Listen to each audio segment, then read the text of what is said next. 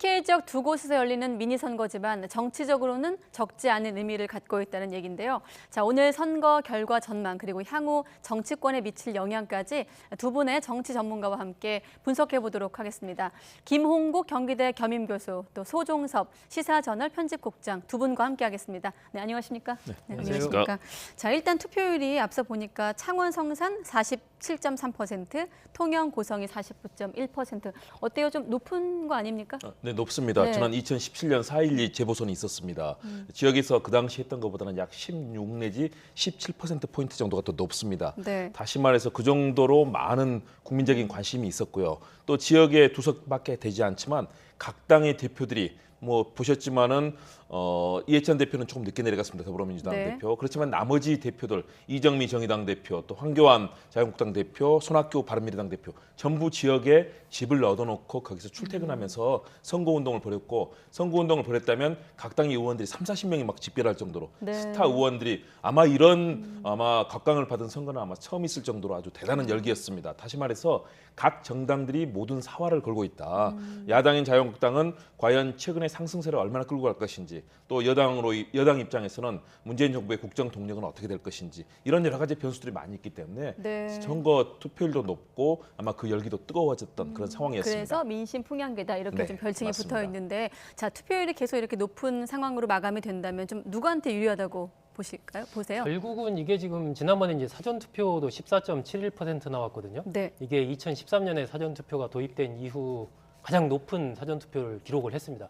그만큼 이 얘기는 양측 후보들이 자신의 지지층을 끌어내기 위해서 굉장히 강하게 지금 선거운동을 펼치고 있다는 걸 반증하는 것이죠. 네. 그렇기 때문에 결과적으로 봤을 때 이 재보선이라는 것은 뭐 국회의원은 전국적으로 이렇게 펼쳐지기 때문에 네. 이른바 고공전, 중앙 단위에서의 이슈 이런 것들이 상당한 영향을 많이 미치지만 아무래도 재보선의 경우는 거기에 있는 그 자신의 당의 지지자들을 얼마나 투표장으로 끌어내느냐, 결국 이거에 따라서 승패가 갈리는 경우가 많기 때문에 네. 아무래도 치열하다라는 것은 양측에서 그만큼 이 충성도 높은 어떤 지지자들을 끌어내기 위해서 치열하게 경쟁을 펼쳤다는 것이고, 그 결과에 따라서 이제 승패가 갈리겠죠. 네, 알겠습니다. 자, 그럼 지역별로 좀 들여다보도록 하겠습니다. 먼저 창원, 성산 지역부터 뭐 이른바 진보 정치 1번지 이렇게도 불리는데 아무래도 고 노회찬 의원의 지역구인 만큼 관심이 좀 높다고 볼 수 있습니다. 한국당 강기훈 후보, 또 정의당 여영구 후보 얘기를 좀 듣고 오겠습니다. 그래서 이번 4월 3일 선거는 반드시 경제정책을 정부가 온 경제정책을 바꾸라는 주름한 국민의 명령이다. 또 성산국민의 명령이다. 이렇게 보고 있습니다. 여영국을 통해서 우리 창원 시민들에게 반드시 노회찬을 부활시켜드리겠다고 다짐을 했습니다. 네, 노회찬을 부활시키겠다. 또 경제 정책을 바꾸라는 준엄한 국민의 명령이다. 이런 좀 입장이 대립되고 있는데 어떠세요? 이 지역 판세 어떻게 전망하세요? 뭐 마지막까지 판세를 예측할 수 없을 정도로 아주 치열했다고 판단이 됩니다. 물론 여기서는 민주당과 정의당이 이제 같이 단일화를 하지 않습니까? 권민호 후보가 결국은 여론조사 그 결과 끝에 정의당의 여영국 후보로 이제 단일화가 됐는데요. 민중당과의 단일화는 뭐 실패는 했습니다. 그럼에도 불구하고 이곳에서 과거에 뭐 권영길 의원이라든가 또 노회찬 의원 이런 기라성 같은 진보 진영의 의원들을 배출한 곳이거든요. 그리고 네. 노동운동의 집결지이기도 하기 때문에 이 창원 성산에서 가지고 있는 이 진보 진영의 몫은 상당히 컸다. 그런 측면에서 일단은 여권과 야권의 가장 진보적인 정당이 일단 단일화가 이루어진 점이 사실은 굉장히 지역 유권자들에게는 강한 그런 임팩트, 그런 유효했다? 효과를 줬을 걸로 네. 보이고요. 그렇지만 최근에 자유한국당의 기세도 만만치 않습니다. 굉장히 사실은 보수적이면서도 어떤 때는 극우적인 성향까지 가면서 굉장히 지지층을 결집하는 데 성공했습니다. 네. 그래서 최근에 자유한국당의 지지율이 30%를 넘어설 정도로 상당한 강세를 보였거든요. 그런 흐름에서 황교안 대표가 사실은 뭐 이 축구 경기장에 들어갈 정도로 사실은 무리한 수까지 두면서 반드시 이기겠다는 결의를 펼친 곳이거든요. 그렇기 때문에 저는 이 지역에서 판세는 지금 마지막 민주당과 정의당의 단일 후보인 여영국 후보가 사실은 좀 여론조사 초기에는 앞서가는 추세였는데 막판 자유한국당 강기훈 후보의 치열한 추격전이 펼쳐졌다. 그런 측면에서 일단은 그동안의 이런 투표 경향을 봤을 때는 아무래도 단일 후보인 여영국 후보가 좀 앞서는 흐름은 있었지만 마지막 투표함 결과를 열어볼 때까지는 누구도 장담할 수 없는 아주 치열한 그런 접전이 펼쳐지고 있는 것으로 판단이 됩니다. 장담할 수는 없다 이런 말씀이신데 총 유권자 수가 18만 3천여 명 되는데 이 유권자의 다수가 또 노동자라고 하더라고요. 어떻습니까? 우리 김 교수님께서는 단일화 좀 효과가 유효할 것이다 이렇게 보시는데 어떻게 좀 전망하세요? 단일화 효과가 있죠. 물론 이제 민주당의 권민호 후보가 이 지역에 뭐 고등학교를 다닌 거에 특별한 어떤 연구가 없었기 때문에 지지층을 과거에 얼마나 결집했느냐. 네. 그러니까 단일화라는 것이 양측의 지지층이 결집된 상황에서 단일화가 이루어졌을 때 굉장히 시너지 효과가 나지 않습니까? 근데 권민호 후보가 얼마나 민주당 후보를 이제 결집시킨 상황에서 이 단일화가 이루어졌는가, 실제적으로 그 지지층이 얼마 갔는가, 네. 이런 부분이 하나가 있고, 두 번째는 이 민중당 후보와의 단일화가 성사가 안 된 부분, 이런 부분들이 사실은 이 굉장히 좀 아쉬운 부분이죠. 예를 들면 정의당이나 민주당 입장에서는. 네. 하지만 기본적인 이 창원 성산의 환경 자체가 과거에 권영길 전 의원이라든지 노회찬 전 의원이라든지 계속해서 이른바 진보 정치의 성지라고 불릴 정도로 굉장히 그 강한 어떤 진보 성향을 가졌던 지역이기 때문에 네. 기본적인 환경 자체가 상당히 좀 유리한 건 사실이다라고 보여지고, 단지 최근에 이제 부산 경남의 어떤 경제 상황 자체가 너무 안 좋습니다. 네. 그런 부분들이 결국은 지금 이 자유한국당 쪽에서는 정권 심판론을 내걸고 이 강기훈 후보를 적극적으로 아주 황교안 대표가 현재 상주하면서까지 이렇게 지원을 네. 했기 때문에 지역 유권자들이 쭉 가져왔던 그런 흐름을 가져갈 거냐, 아니면 이 경제적인 이 부분에 주목해서 자유한국당 쪽에 조금 더 표를 줄 거냐, 여기에 따라서 이제 어떤 승패가 갈릴 것으로 예상이 네. 됩니다. 일부 관전 포인트를 먼저 두 분께서 짚어주셨는데 사실 이 선거전이 막판으로 치달으면서 논란거리도 좀 많았던 미니 선거였던 것 같습니다. 사실 또 역설적이게도 논란이 좀 많다 보니 그만큼 또 선거 투표율로 또 이어지지 않았나 이런 생각도 드는데, 먼저 이 축구장 선거 유세 논란, 뭐 경남 FC가 애꿎게도 징계를 받기도 했고요. 또 오세훈 전 시장 같은 경우는 고인이신 이제 노회찬 의원에 대한 모욕성 발언을 하기도 했는데 어떻습니까? 이런 변수들 지역 민심에 어느 정도 영향을 미친다고 보세요? 일단은 상당한 영향을 미칠 겁니다. 왜냐하면 경남 FC 같은 경우는 굉장히 어려운 시절, 특히 자유한국당이 이 시기에 홍준표 지사 시절에 네. 결국은 경남 FC가 2부 리그로 탈락하는 뭐 이런 이런 상황이 진전이 되고 그래서 예. 지역에서 상당한 자존심 상처를 입었는데 올해 초반에 굉장히 상승세를 보였거든요. 이런 상황에서 황교안 대표가 경기장에 유세를 하게 되면서 여기서 결국은 경고 형태로 이제 결국은 2천만 원의 벌금을 물게 되지 네. 않겠습니까? 결국은 국제 스포츠계나 또는 우리 프로축구 연맹에서 제시하고 있는 이 스포츠 현장에서의 정치 오염을 막기 위한 여러 가지 장치에 대해서 결국은 선거법을 사실상 어긴 측면, 선관위에 의해서 행정 조치를 받는 측면도 있고요. 네. 또 스포츠의 이 정치가 이런 적극적인 선거라는 행위를 통해서 개입하지 않아야 된다는 그런 원칙까지도 어긴 상황이거든요. 이런 측면에서 지역민들이 갖는 경남 FC에 대한 굉장히 강한 애정이 있음에도 불구하고 이런 상황이 벌어진 거라든가, 네. 또 오세훈 전 시장이 노회찬 전 의원에 대해서 상당히 강한 그런 모욕성 막말을 한 셈이거든요. 그런 측면에서 정치의 품격에 대한 문제도 나오고 있습니다. 그런 측면에서 지역민들이 과연 상승세를 타고는 있지만 우리가 정말 믿을만하고 신뢰할 수 있는 그런 정치를 할 것인가, 이런 의구심이 생길 수밖에 없는 것이고요. 대신에 이런 것들이 결국은 도리어 보수층 지지층에 도리어 결집 현상을 일으키는 그런 또 역효과도 있거든요. 그렇기 때문에 이것이 미치는 마이너스의 측면과 더불어서 그런 또 역 마이너스의 효과들이 나타나기 때문에 저는 좀 더 지켜는 봐야 되는데, 결국은 우리 선거에서 최소한도 알아야 될 기본적인 것들, 더구나 황교안 대표 법무장관 출신 아닙니까? 최소한 네. 법과 원칙과 질서는 지켜야 되는데, 이런 부분에 있어서는 아무래도 앞으로의 그런 정치 지도자로서의 역할에서 좀 마이너스가 될 수 있고요. 또 이번 선거에서도 분명히 문제가 될 수 있는 요소는 이번에 이루어졌다. 네. 이런 측면에서 일단은 마이너스적인 측면은 충분히 예상할 수 있는 것으로 보입니다. 네, 선거 자체에서 마이너스 여파도 있을 것이고 또 이가 끝나고 나서도 후폭풍도 예상이 된다 이런 그렇습니다. 말씀이신 것 같고, 국장님은 어떻게 보세요? 지금 이 논란들이 선거에 미칠 영향. 결국은 아까도 말씀드린 대로 이 재보선이라는 것은 이 지지층을 얼마나 투표장으로 끌어낼 수 있느냐, 이 부분이 이제 결국 승패의 핵심을 가르는 부분이기 때문에 저는 오세훈 전 시장의 이제 노회찬 전 의원에 대한 모독성 발언, 저는 그 발언 적절치 않다라고 봅니다. 네. 근데 오세훈 전 시장이 저는 의도적으로 그 얘기를 했다라고 보여져요. 그 부분이 결국은 그렇게 함으로써 이른바 좀 적극적인 어떤 지지층들을 결집하는 그런 효과를 노리고 그런 발언을 한 것이 아닌가 보여지고, 이번 같은 경우는 두 곳이긴 하지만 워낙 이 재보선과 관련해서 향후에 이제 전국 주도권 문제라든지 이 정치적인 운명이라든지 여러 가지가 그 해석될 수 있는 소지가 많은 작지만 또 중요한 어떤 선거로서의 의미를 가지고 있기 때문에 양측 진영에서 거의 당대표들이 상주하다시피 지금 선거를 펼치지 않았습니까? 네. 그러다 보니까 여러 가지 어떤 이 상대에 대한 이 네거티브적인 공세 이런 것들도 이어졌었고, 지금 얘기한 대로 뭐 오전 시장의 그런 부적절한 발언 같은 것들도 나왔고, 그럼으로써 결국은 좀 뭐랄까 좀 스스로 생각하기에는 좀 적극적인 지지층 결집하는 효과를 노렸지만 네. 결과적으로 볼 때는 그렇게 뭐라고 할까요? 좀 과욕이었다. 멋있는 네. 그런 선거는 아니었지 않나 하는 생각도 듭니다. 그렇군요. 자, 이 밖에도 또 전력 문제를 놓고 후보들 전력 문제를 놓고 네거티브 공방도 있었습니다. 어떤 좀 말들이 오갔죠? 네, 네거티브도 상당히 강했습니다. 그만큼 절박하게 선거를 했다는 그런 측면인데요. 일단 여영국 후보에 대해서는 과거의 노동쟁의 조정법 위반이라든가 또는 뭐 이 노사관계 이 문제를 하면서 폭력행위라든가 해서 이런 총 7건의 전가가 있다. 그중에 이제 4번에 걸쳐서 이제 사면이 됐었던데요. 예. 이런 부분에 대해서 굉장히 어떤 과거에 법을 어겼다는 측면에 대해서 자유한국당이 굉장히 공세를 취했고요.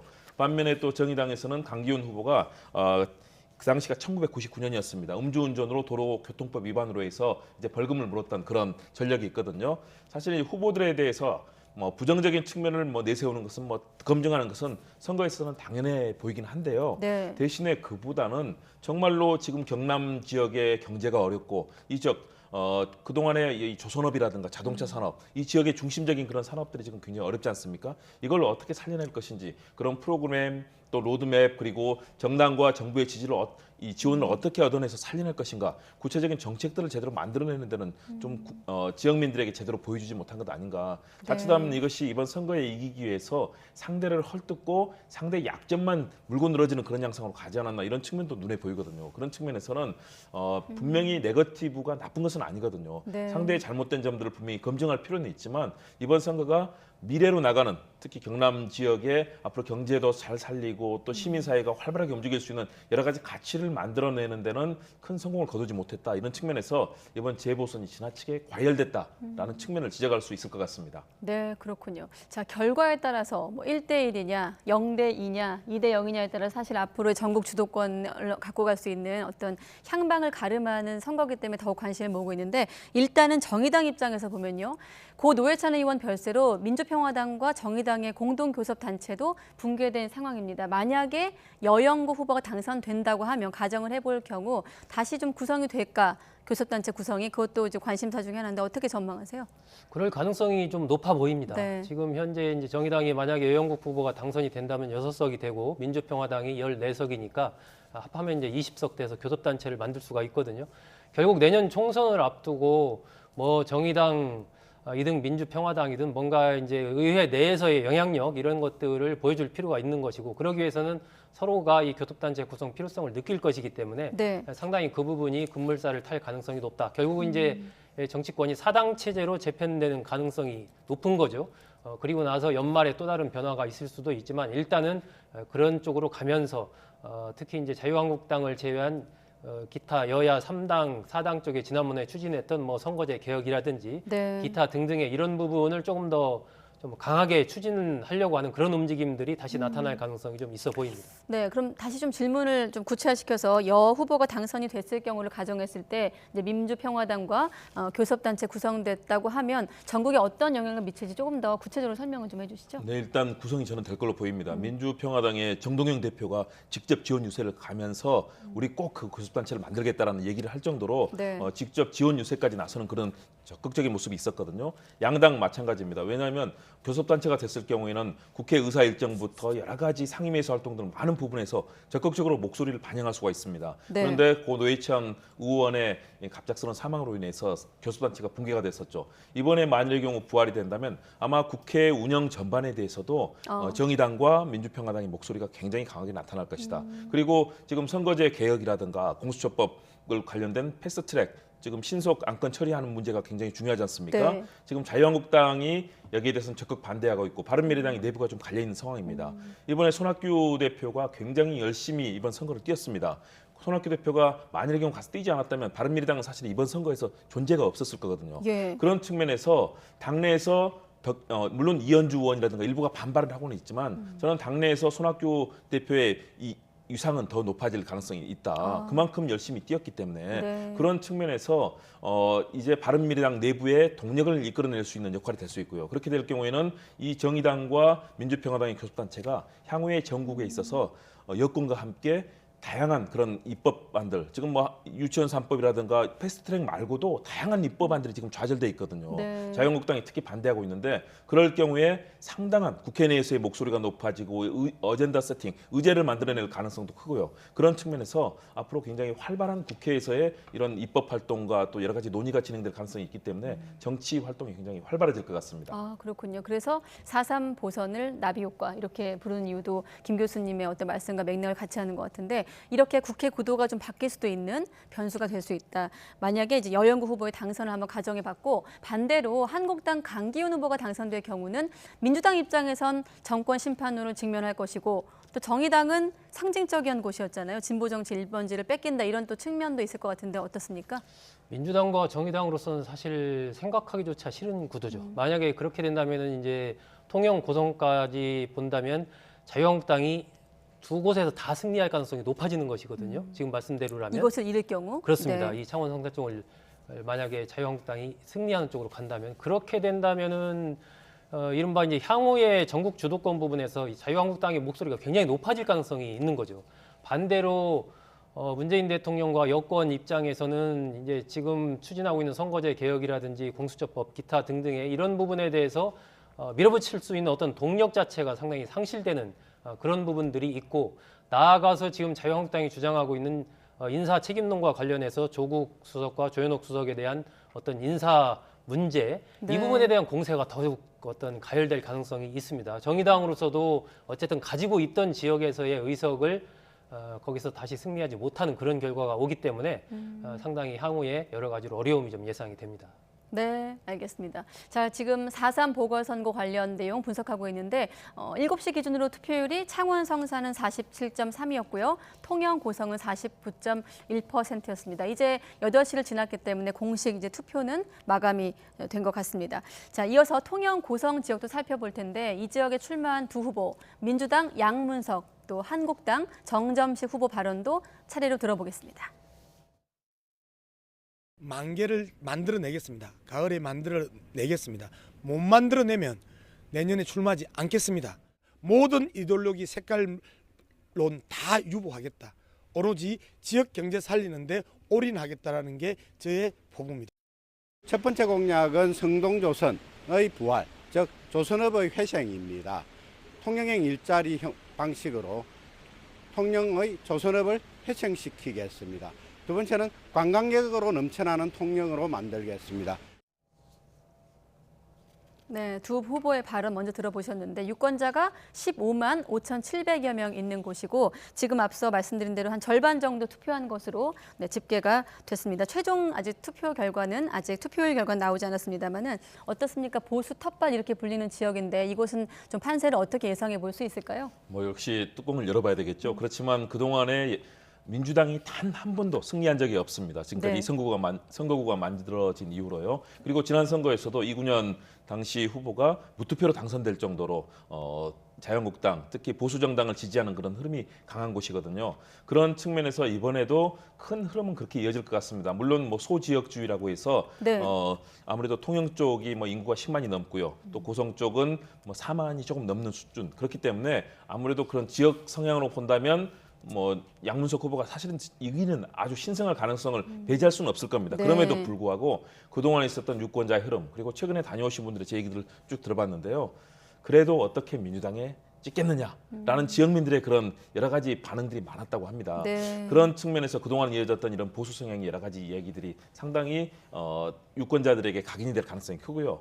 반면에 일단은 문제는 여기서 굉장히 어려운 지역 현실, 경제가 너무 어렵습니다. 그래서 네. 양문석 후보도 뭐 10,000개 일자리를 만들겠다고 하고 네. 정점식 후보도 또 여러 가지 관광이라든가 뭐 조선업 살리겠다고 하지 않습니까? 네. 물론 의원이 이걸 다 할 수는 없습니다. 그럼에도 불구하고 이런 역할을 하겠다는 각오가 굉장히 다부진데요. 양문석 후보는 시민운동도 했고 방통위원도 하면서 굉장히 공격적이고 또 활발한 활동을 펼치는 분이고요. 정점식 후보는 공안검사 출신 아니겠습니까? 법과 원칙을 따지는 그런 아주 깐깐한 스타일 아니겠습니까? 네. 두 후보에 대해서 유권자들이 어떤 판단을 낼지, 그러나 그동안의 투표 성향이라든가 여러 가지 봤을 때는 역시 아무래도 보수 성향이 좀 짙다라고 볼 수는 있는데요. 또 양문석 후보 측에서는 막판 역전 해낼 수 있다라고 지금 자신감을 보이니까 뭐 아무래도 자유한국당이 앞서는 것으로는 보이는데요. 그럼에도 네. 불구하고 막판 이변을 만들어낼지 지켜봐야 될 것 같습니다. 네, 보수 결집 대 진보 반경 이런 상황에서 관심이 집중되고 있는 상황인데 국장님은 어떻게 보세요?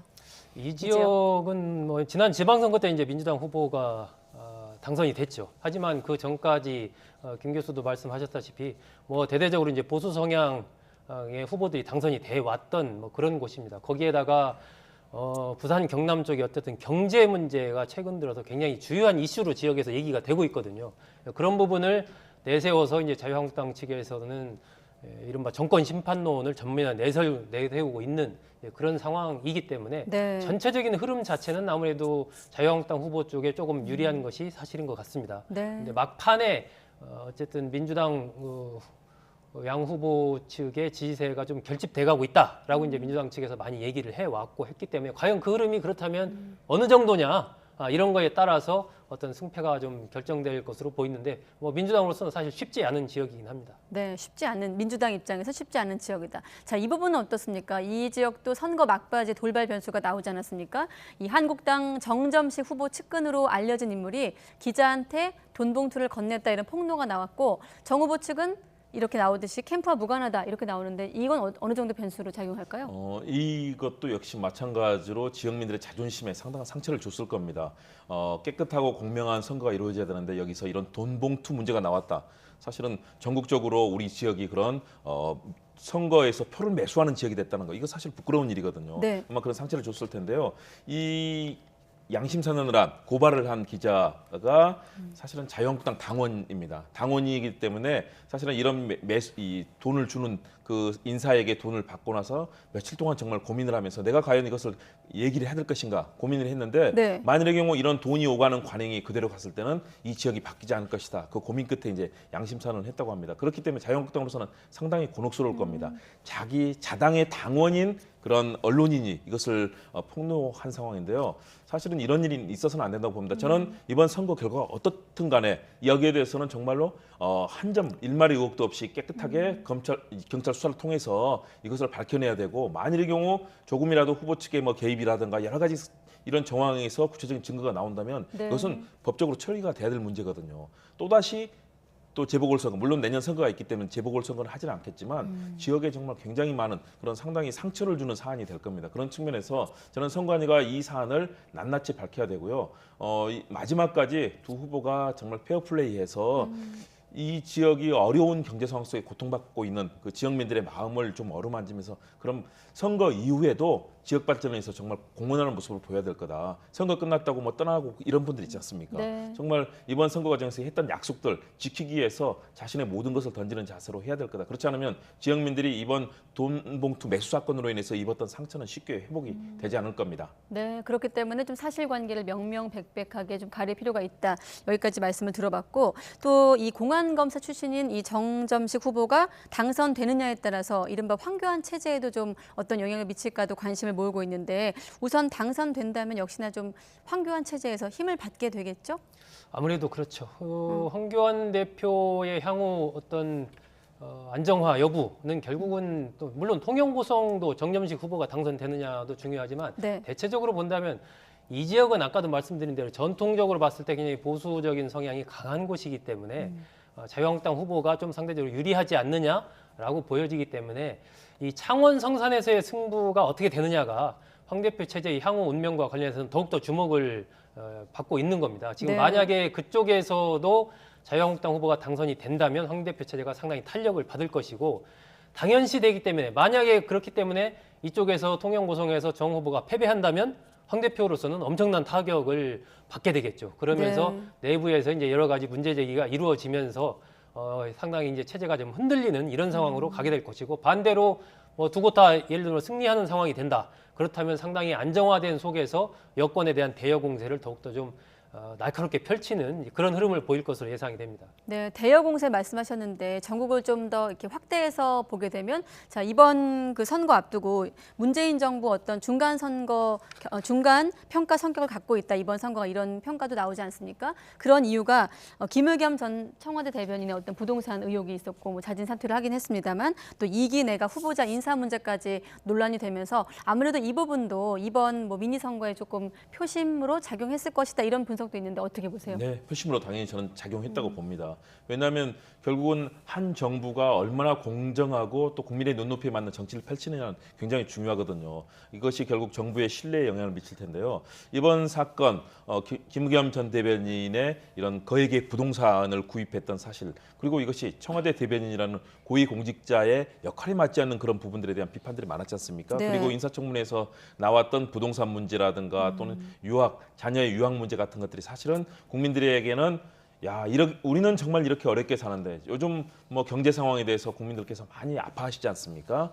그런 상황 속에서 이런 문제들이 국민들에게 우리 정부가 우리를 위해서 일하는 것인가, 아니면 과거 정부에서 얼마나 권력자들에 의해서 뭐 김학의 전 차관 사건이나 이런 것 권력자들에 의해서 우리 국가가 좌지우지되고 또 검찰에 의해서 농단당하는 그런 상황을 보지 않았습니까? 네. 그런 국민들에게는 변함없이 그런 촛불이라는 개혁 국면을 거치고 또 새롭게 국민들의 신임을 받았던 정부가 우리를 위해서 일하지 않는구나라고 느낀다면 그것은 굉장히 심대한 타격이거든요. 저는 그런 측면에서 이번 선거 때도 영향을 미쳤을 것이다. 정말로 문재인 정부가 이제 오는 5월이면 2년이 되지 않습니까? 네. 이제 중간 단계를 넘어서서 이 고삐를 다 잡고 국민들의 눈높이에 맞추면서 공정하고 깨끗한 사회를 위해서 개혁하는 모습, 그리고 유능하고 또 경제도 살리는 모습 보이지 않으면 앞으로도 신뢰를 얻기가 쉽지 않거든요. 그런 측면에서 이번 선거를 기점으로 해서 보여주는 이 문재인 정부의 공직자들 또 여당 의원들의 여러 가지 행보가 국민들에게는 중요한 이 사건을 바라보는 바로미터가 될 수 있다. 정말로 지금 신발끈을 제대로 매고 다시 출발을 해야 될 중대한 때라고 봅니다. 그런 측면에서 야당은 이제 정권을 향해서 정권 심판의 성격을 갖고 있다. 이번 선거가 이렇게 이제 표방을 하고 주장을 하고 있고, 또 반대로 보면 말이죠. 김학의 전 차관 사건의 재수사 돌입은 또 황교안 대표, 또 자유한국당에는 또 악재로 작용을 하고 있습니다. 실제 오늘 선거에 이 부분이 미칠 파장은 어느 정도라고 보십니까? 저는 이번 선거에는 이 부분이 그렇게 뭐 특별한 영향을 미치지는 않았을 것이다라고 봅니다. 왜 그러냐면 2013년 당시에 황교안 대표가 그 당시 이제 법무장관으로 있을 때 김학의 차관이 임명됐기 때문에 여러 가지 부분에서 그 황 대표가 그 당시에 알고 있지 않았을까? 뭐 이렇게 이제 추측하는 건 어떻게 보면 합리적인 추측이죠. 근데 그 부분과 관련해서 어떤 구체적인 뭐 증거가 나왔다든가 이런 것이 아니고 그런 의혹이 제기가 된 것이고, 그 부분에 대해서 황 대표가 자신은 뭐 몰랐다라고 얘기를 한 거기에 딱 그쳤거든요. 그렇기 때문에 이 부분이 이번 재보선에 뭐 큰 영향을 미치지는 않았을 것으로 보는데, 앞으로 이제 이 수사가 지금 본격화되고 있지 않습니까? 앞으로 진행되는 수사 과정에서 황교안 대표에게 이 문제가 상당히 어떤 아킬레스건이 될 가능성은 있어 보입니다. 여러 가지 측면에서 봤을 때 그 당시 청와대에도 이 사건을 알고 있었던 것으로 보이고, 그렇다면 그 당시 장관인 황교안 대표가 과연 몰랐겠느냐라는 부분에서 많은 의문이 제기가 되고 있는 상황이기 때문에 그 당시와 관련된 여러 가지 그 수사가 진행되면서 나오는 사실관계들에 따라서 황 대표가 만약에 알고 있었다는 사실이 나오게 되면 황 대표로서는 상당히 좀 곤혹스러운 상황에 좀 처할 가능성은 있어 보입니다. 네, 일단 지금까지는 정의당, 또 더불어민주당, 또 자유한국당 입장에서 한번 봤는데 바른미래당도 한번 그 입장에서 보도록 하겠습니다. 손학규 대표 같은 경우 그동안 창원 성산 지원 유세 사실상 올인한 상황이었는데 이번 선거 결과에 따라서 뭐 득표율로 주로 좀 판단이 되겠죠? 어떻게 좀 전망하세요? 네, 지난 선거에서 바른미래당 이재현 후보가 이제 8.3%포인트를 이제 득표를 했거든요. 이번 선거의 바로미터는 이제 그걸로 되게 보고 있습니다. 그보다 더 할 것이냐 못할 것이냐. 그런데 만만치는 않을 것으로 보입니다. 왜냐하면 지금의 상황은 단일 후보 대 단일 후보와 또 자유한국당의 후보 간의 아주 양극화된 대결로 지금 집중이 되고 있거든요. 네. 그럼에도 불구하고 저는 그 지지율이 아주 극명하게 뭐 낮아지거나 그러지 않는 한도 내에서는 손학규 후보가 온 정치 성명을 걸고 이번에 집을 얻어놓고 가서 숙식을 하면서 온몸을 다해서 뛰지 않았습니까? 그런 측면에 대해서 당의 의원들이 이를 인정하지 않을 수는 없을 거다. 물론 이현주 의원이라든가 몇 사람은 아마 끈질기게 이에 대해서 뭐 손학규 대표를 오죽하면 벽창호, 찌질이라고 이렇게 비판할 정도로 부정적인 시각을 가지고 있기 때문에 공격을 할 건데요. 그럼에도 불구하고 손학규 대표가 이번 계기로 해서 바른미래당이 앞으로 나갈 방향을 상당히 정하고 나갈 수 있다. 그런데 네. 저는 문제는 여기는 자유한국당과의 함수 관계에 달려 있다고 봅니다. 자유한국당이 계속해서 기세를 모으게 되면 결국은 끌려갈 수밖에 없는 상황이 될 텐데요. 네. 그러나 황교안 대표가 이번에 저는 2승을 거두더라도 앞날이 그렇게 밝아 보이지는 않습니다. 왜냐하면 당 자체가 너무나 극우화된 방식으로 나가고 있거든요. 색깔론이라든가 과거지향적인 이런 정치를 하면서 내년 총선에서는 도리어 그것이 불리한 지점이 될 수 있거든요. 네. 그랬을 때 손학규 대표와 바른미래당이 어떤 처신을 할 것이냐. 그리고 사실은 당내에서 이 분당이라든가 일부의 뭐 탈당 논의까지 계속 나오게 될 겁니다. 이걸 얼마나 지혜롭게 잘 극복해내느냐. 예. 이 구간을 잘 넘어서면 패스트트랙을 통해서 선거구제가 개편될 가능성이라든가 이걸 만들어내면 바른미래당의 생존의 길이 열리기 때문에 저는 이 부분이 자유한국당과 바른미래당이 엮여 있는 복잡한 함수관계 속에서 진행이 될 거라고 봅니다. 네, 지금 현재 시각이 8시 21분을 막 지금 지난 시각인데 최종 투표율이 들어왔습니다. 자, 창원 성산 또 통영 고성 모두 51.2%, 50%를 넘겨서 51.2% 최종 투표율을 기록했다는 소식까지 들어왔습니다. 제가 두 분께 한 1분 정도 시간을 드릴 수 있을 것 같은데 끝으로 관전 포인트, 이번 선거 관전 포인트 끝으로 요약해 주시죠. 결국 이제 핵심은 두 곳의 승패가 어떻게 되느냐. 네. 두 곳 다 예를 들면은 자유한국당이 승리하느냐, 아니면 두 곳 다 자유한국당이 패배하느냐, 아니면 한 곳은 자유한국당이 승리하고 한 곳은 어떤 이 민주당, 정의당 쪽에서 승리하느냐. 이거에 따라서 이제 달린 거죠. 그거에 따라서 향후에 어떤 전국 주도권 문제라든지 황교안 대표 체제의 안정화 여부라든지 이런 것들이 이제 평가가 상당히 크게 엇갈릴 것이기 때문에 결국은 그 승패가 그 세 가지 경우의 수 중에서 어떤 것으로 결론지어지느냐, 그것이 저는 최대의 어떤 관전 포인트라고 생각합니다. 네. 네, 마지막에 지지층을 어떻게 결집시켰냐가 이제 가장 중요한 관전 포인트가 될 거고요. 현재 보일 때는 뭐 1승 1패 정도로 좀 예상은 됩니다. 그랬을 경우에는 여권도 어느 정도 선방을 한 거고요. 야권도 무너지지는 않았다. 선방한 것이 되기 때문에 지금의 공방들이 치열하게 이루어질 텐데 정의당이 만일의 경우 이제 입성을 하게 될 경우에는 역시 민주평화당과 같이 교섭단체를 만들면서 생겨나는 정치권의 변화가 이루어질 수 있고요. 또 청와대나 여권이 이를 얼마나 지혜롭게 요즘 국면들을 만들어갈 것이냐, 네. 황교안 대표가 얼마나 리더십을 발휘할 것이냐, 이런 흐름에 따라서 앞으로 전국이 요동을 칠 것으로 보입니다. 네, 알겠습니다. 자, 국회의원 2명과 기초의원 3명을 뽑는 보궐선거에 대해서 두 분과 이야기 나눠봤습니다. 일단 투표율은 두 곳 다 51.2%를 기록하고 있다. 여기까지 확인하고 오늘 코너를 마치도록 하겠습니다. 오늘 두 분 말씀 고맙습니다. 네.